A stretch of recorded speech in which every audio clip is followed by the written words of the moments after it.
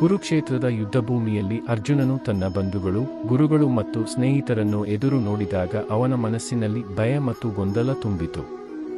ಕೃಷ್ಣ, ನಾನು ಹೇಗೆ ಇವರ ವಿರುದ್ಧ ಯುದ್ಧ ಮಾಡಲಿ ಎಂದು ಅರ್ಜುನನು ಕೇಳಿದನು.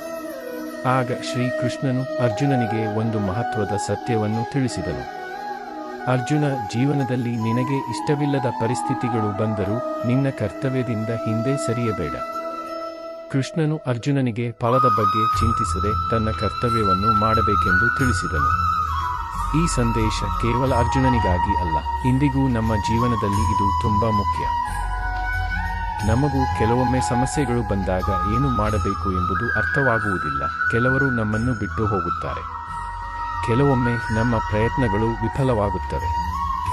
ಆಗ ನಾವು ಎಲ್ಲವನ್ನೂ ಬಿಟ್ಟು ಬಿಡಬೇಕು ಎಂದುಕೊಳ್ಳುತ್ತೇವೆ. ಆದರೆ ಕೃಷ್ಣನ ಸಂದೇಶ ನಮಗೆ ಹೇಳುವುದು, ಸೋಲು ಅಂತ್ಯವಲ್ಲ, ಮತ್ತೆ ಪ್ರಯತ್ನಿಸುವ ಅವಕಾಶ. ನೀನು ಇಂದು ಕಷ್ಟದಲ್ಲಿದ್ದರೆ ಹೆದರಬೇಡ. ನಿನ್ನ ಕರ್ತವ್ಯವನ್ನು ಪ್ರಾಮಾಣಿಕವಾಗಿ ಮಾಡು. ನಿನ್ನ ಪ್ರಯತ್ನವನ್ನು ಮುಂದುವರಿಸು. ನಿನ್ನ ಜೀವನದಲ್ಲಿ ಏನು ನಡೆಯುತ್ತಿದೆ ಎಂಬುದು ಈಗ ಅರ್ಥವಾಗದಿರಬಹುದು.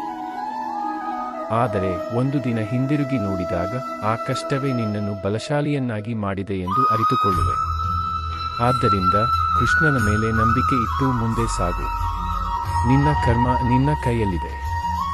ಫಲವನ್ನು ಕೃಷ್ಣನಿಗೆ ಬಿಟ್ಟುಬಿಡು. ಶ್ರೀಕೃಷ್ಣನ ಕೃಪೆ ನಿಮ್ಮ ಜೀವನದಲ್ಲಿ ಸದಾ ಇರಲಿ. ಜೈ ಶ್ರೀ ಕೃಷ್ಣ.